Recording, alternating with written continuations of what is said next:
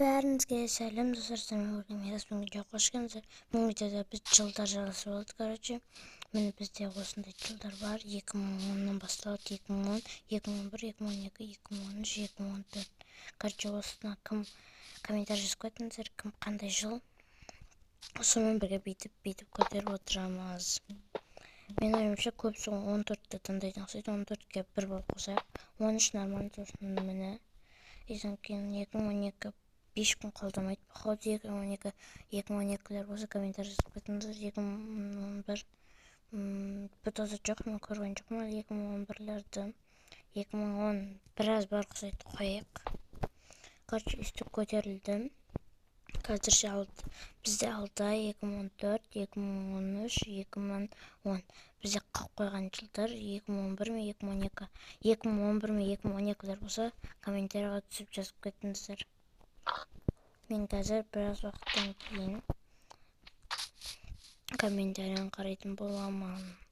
Қазірше біз істейміз. Давай анықтай берейік.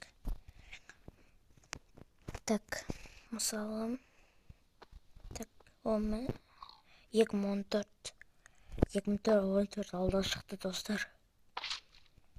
2012 жоқ. Походу 2010-дар бар ұқсайды. Давай достар, 2012-2011-лер көтерейік. Мысалы мен өзім 2016, бірақ 2016 жоқ. Дөрт кетен барады. Кеттік. Мен қазір 1 сағаттан кейін оралам. Оға дейін неше қалды екен көрейік. Мен 1 сағаттан кейін оралам, давай.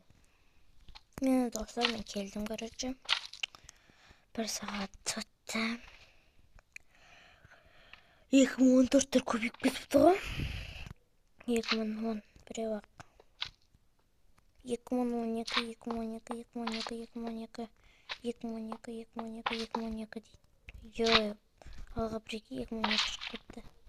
2011 тек қана 2 адам бар екен. 2 зат бар. Так, 2013-тен дым берген шығар, 2013 жоқ.